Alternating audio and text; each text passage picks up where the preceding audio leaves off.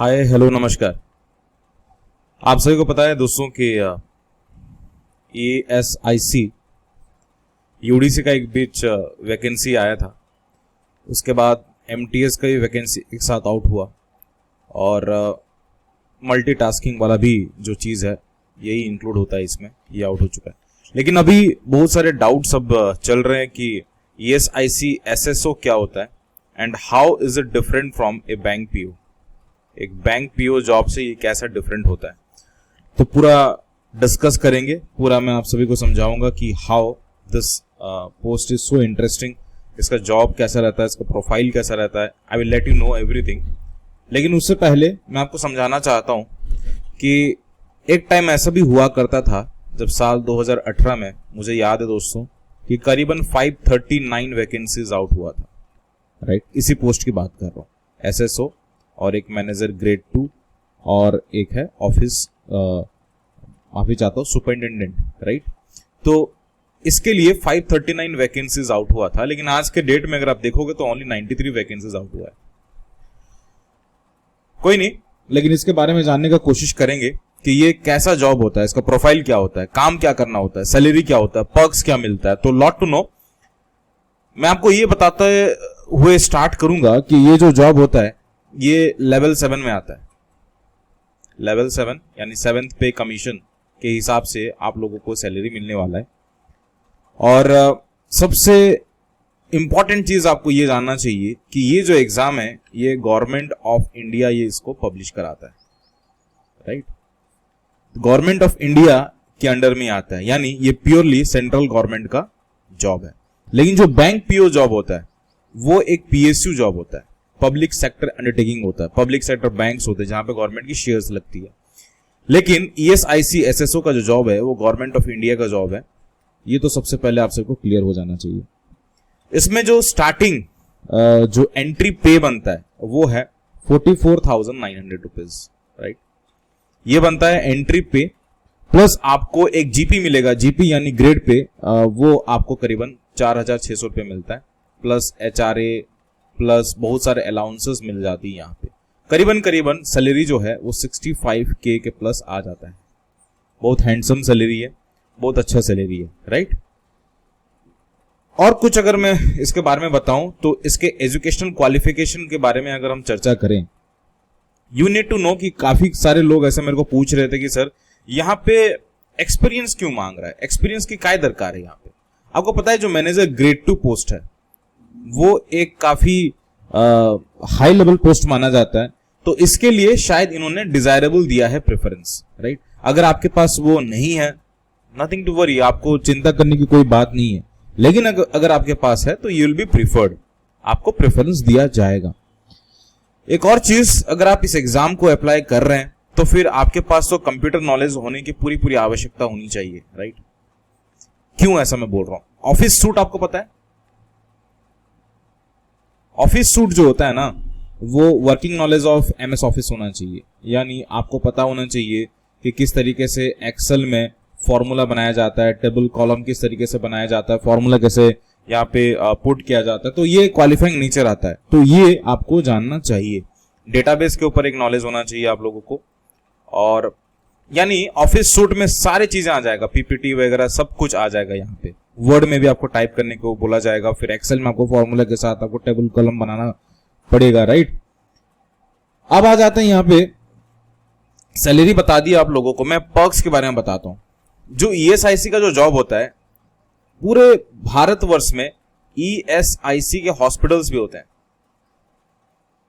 हो सकता है कि आप इस एग्जाम को क्वालिफाई करें तो सीधे आप हॉस्पिटल, ESIC हॉस्पिटल में भी आपको शायद पोस्टिंग मिल जाए।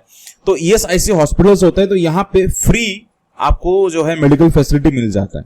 राइट, तो ये बहुत बढ़िया चीज है। प्लस आपको ट्रैवलिंग अलाउंसेस मिलता है, ढेर सारे जो अलाउंसेस बनती है ESIC जॉब को और बढ़िया बना देता है। मैं इसका वर्किंग कल्चर के बारे में बताना चाहता हूं। इसका वर्किंग कल्चर क्या होता है, अगर आप SSO में अगर आप सिलेक्शन लेते हैं, राइट, तो इसमें क्या होना है, जो फैक्ट्रीज होते हैं, जो एस्टैब्लिशमेंट का जो काम होता है कि वेदर जो नॉर्म्स हैं वो फॉलो अप हो रहा है कि नहीं हो रहा है, तो ये फील्ड जॉब भी हो सकता है। फील्ड जॉब भी हो सकता है। राइट। तो एक चार्मिंग जॉब माना जाता है ईएसआईसी में। आपको इंस्पेक्शन नोट्स बनाने की दरकार पड़ती है। आप मान लो कि कोई नॉर्म फॉलो नहीं हो रहा है तो फिर आप पेनल्टी भी लगा सकते हो। कई लोग इसको तो मिस इंटरप्रेट करते हैं रिकवरी ऑफिसर के साथ। रिकवरी ऑफिसर करके कोई पोस्ट नहीं होता है। अगर आप फील्ड में जाते हैं, you got to do this work, then कहीं ना कहीं कहा जाता है, बट ऐसा कोई पोस्ट नहीं होता है इसमें, राइट। तो अगर आप मैनेजर ग्रेड 2 की बात कर रहे हैं तो फिर ये टोटली ये डेस्क जॉब होता है। लेकिन एसएसओ में अगर आप सिलेक्शन लेते हैं तो ये फील्ड जॉब भी हो सकता है, ये डेस्क जॉब भी हो सकता है।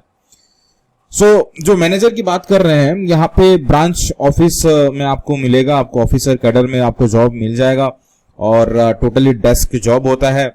और मेन चीज ये होता है दोस्तों कि पब्लिक डीलिंग इतना नहीं होता, यहाँ पे होता ही नहीं है। आप समझ के चलिए पब्लिक डीलिंग यहाँ पे है ही नहीं, है ना।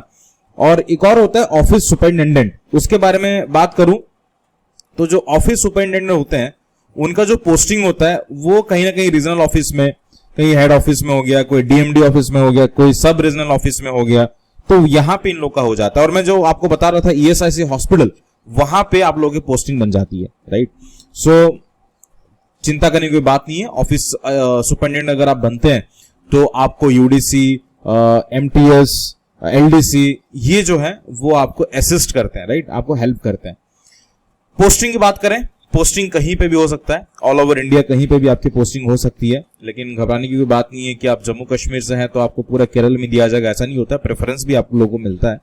सो posting is throughout India. Promotion की बात करें तो ये अच्छा जॉब माना जाता है प्रमोशन के लिए भी, क्योंकि हर 3 साल में आप एलिजिबल हो जाते हैं प्रमोशन के लिए, राइट। तो इसमें कोई घबराने की बात नहीं है। अब कंपैरिजन की बाट करते हैं। मैंने आप सभी को बता दिया ईएसआईसी जो है वो सेंट्रल गवर्नमेंट का जॉब है, लेकिन ये जो है पीएसयू जॉब है, यानी पब्लिक सेक्टर अंडरटेकिंग है। यहां पे आपको कहीं ना कहीं 65,000 प्लस सैलरी मिलेगा, प्लस अलाउंसेस भी मिलेगा। यहां पे आपको 50K, मैं आपको बैंक पीओ के बारे में बात कर रहा हूं, यहां पे 50K प्लस अलाउंसेस, राइट। यहां पे कोई पब्लिक डीलिंग नहीं है यहां पे, लेकिन पब्लिक डीलिंग है, ये आपको समझना पड़ेगा। यहां पे फिक्स्ड आवर है। सबसे बेस्ट डिफरेंस मैं आपको बता रहा हूं, सैटरडे और संडे हॉलीडे रहता है, लेकिन यहां पे 4th सैटरडे और 2nd सैटरडे वो ऑफ रहता है। सो ये आपको जानना पड़ेगा। यहां पे कोई पब्लिक डीलिंग नहीं है, यहां पे पब्लिक डीलिंग आपको दिखेगा। आपको ईएसआईसी में उतना ट्रांसफर की कोई दिक्कत नहीं होगा, राइट। आप 3-4 साल एक जगह पे बिता सकते हैं, लेकिन बैंक पीओ में फ्रीक्वेंट ट्रांसफर होती रहती है। और जब आप प्रोबेशन पीरियड में होते हैं, आपको पता होना चाहिए 6 और 1 ये फॉर्मूला होता है। 6 महीना एक जगह पे, दूसरे 6 महीना दूसरे जगह पे, और 1 साल एक और जगह पे। तो कहीं ना कहीं इनको असाइनमेंट दिया जाता है कंप्लीट करने के लिए। तो इसी चक्कर में लॉट ऑफ जो है ट्रांसफर जो है वो देखा जाता है बैंक पीओ में, लेकिन यहाँ पे आपको ऐसा कुछ भी नहीं है ना। ये जो ईएसआईसी है वो फील्ड जॉब भी हो सकता है, डेस्क जॉब भी हो सकता है, और ये जो है सिर्फ प्योरली जो है वो डेस्क जॉब है। आपको मार्केटिंग का प्रेशर यहाँ पे कुछ भी नहीं है यहाँ पे, लेकिन आपको मार्केटिंग का प्रेशर थोड़ा बहुत देखने को मिल सकता है। So ESIC, of course there is no fear of privatization की कोई दिक्कत है ही नहीं। यहाँ पे सेंट्रल गवर्नमेंट की जॉब है ये। लेकिन यहाँ पे आपको रिसेंटली सुनने को मिला होगा कि 2-4 बैंक जो है प्राइवेटाइजेशन के कगार में खड़े हैं, तो एक डर सा हमेशा बना रहता है, राइट। सो आई थिंक मैंने काफी कुछ चीजें जो हैं आपको एक्सप्लेन कर दिया, एंड मेरे हिसाब से you should apply for this job. आपको इस जॉब के लिए प्रिपरेशन करना भी चाहिए, और आपको इस जॉब के लिए अप्लाई भी करना चाहिए। कोई घबराने की बात नहीं है। एज पर द बैंक का जो एग्जाम होता है, जो पैटर्न ऑफ एग्जामिनेशन है, इसका लगभग बैंक के बराबर ही है। बस इसमें एक फेज 3 आ जाता है जहां पे आपको descriptive plus computer skill test होना आवश्यक बन जाता है, and that is a qualifying nature, right. तो आपको टेंशन लेने की कोई दरकार नहीं है। आप इस एग्जामिनेशन के लिए अच्छे से प्रिपरेशन करिए और भरिए, क्योंकि आपको पता भी होना चाहिए कि नो डाउट आपको पेपर, लेवल ऑफ पेपर के साथ कंपटीशन नहीं है, आपको कंपटीशन के साथ कंपटीशन है। क्योंकि आज के जमाने में जिस प्रकार का कंपटीशन बढ़ रहा है, only because of the less number of vacancies, 93 vacancies है, काफी कम है, काफी क्या बहुत ही ज्यादा कम है, एंड 43 वैकेंसीज हो जाता है आपके अनरिजर्व कैटेगरी में। तो कहीं ना कहीं कंपटीशन से ही आपको कंपटीशन करना है, राइट। लेवल ऑफ पेपर जो है, पेपर ठीक ठाक आएगा, आपको टेंशन लेने की दरकार नहीं है। मैं चाहता हूं कि आप लोग मुझे फॉलो करें। अगर आप पहली बार इस चैनल को विजिट कर रहे हैं तो कहीं ना कहीं आपको सब्सक्राइब कर लेना चाहिए। आप अगर चाहें तो हमारे टेस्ट सीरीज भी ले सकते हैं, आप चाहें तो स्टूडेंट फरमाइश को जो टेलीग्राम चैनल वहां पे फॉलो कर सकते हैं। मुझे पर्सनली अगर आप पूछना चाहते हैं कोई सवाल, अगर आप मेरे से जुड़ना चाहते हैं तो फिर इंस्टाग्राम SFY_आशीष में मेरे को फॉलो कर सकते हैं। मिलते हैं नेक्स्ट वाले वीडियो पे, तब तक ले जय हिंद जय भारत, शब्बा के लव यू। अपना शेयर का बिल्कुल ध्यान रखिएगा। नमस्कार।